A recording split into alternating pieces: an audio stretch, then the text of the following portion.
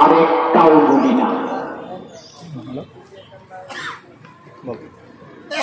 সমস্ত বাহিনীকে বলছি, আর একটাও গুলি না। আমার সন্তানের বুকে গুলি চালাতে চাস? এই যে আমিও হাত উত্তোলন করেছি, গুলি কর, আমার বাচ্চাদেরকে রাখাইতে। এই সমাজে, এই দেশে ন্যূনতম বলতে কিছু নেই।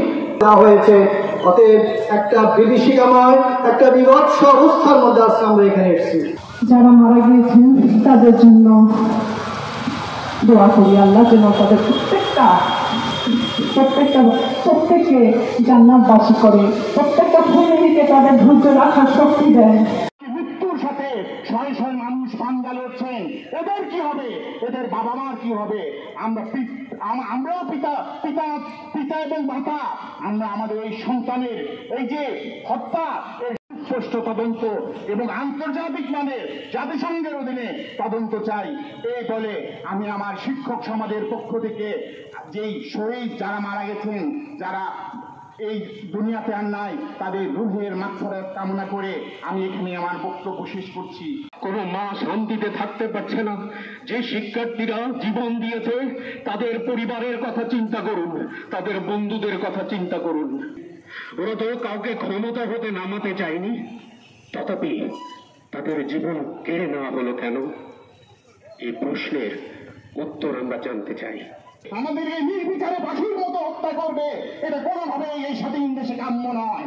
আমার সংবিধান আমাকে যে অধিকার দিয়েছে, সেই অধিকারকে আমরা সমুচ্চে। শত শত মায়ের বুক খালি করে দিয়েছে। কারা তারা?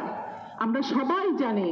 আমরা তাদের সঠিক বিচার চাই, প্রতিবাদ জানাচ্ছি, আল্লাহর কাছে সাহায্য চাচ্ছি। আল্লাহ নিশ্চয়ই এর সুবিচার দিবেন প্রতিটা পরিবারকে। কিন্তু সেই ছেলে মেয়েগুলো, সেই মায়ের বুকগুলো কি আবার পূর্ণ হবে? তাদের দাবি তো আদায় হলো।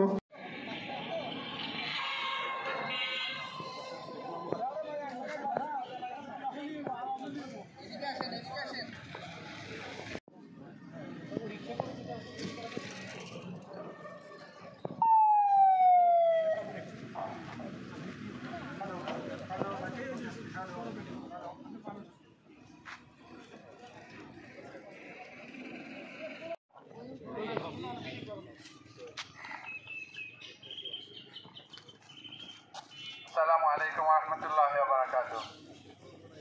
আজ আমার শিক্ষার্থী যারা ইন্তেকাল করেছে, যারা শহীদ হয়েছে, রব্বুল আলামিনের দরবারে আমি কেঁদে কেঁদে দোয়া করি, মাহমুদ এমন মাজলুম, আমরা কথা বলতে পারছি না, আমরা অবরুদ্ধ, আমরা মাজলুম, তুমি আমাদের দোয়া কবুল করো। তুমি বলতে পারছি না, আমরা পাক হচ্ছে, আমরা দেখছি স্বাধীনতার 54 বছর এসে বাংলাদেশ মানচিত্রে এক খণ্ড, এক টুকরো স্বর্গে বসবাস করার জন্য ফিরে এসেছিল।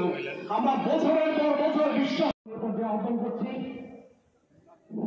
অধ্যাপক জয়নুল আবেদিন জনকে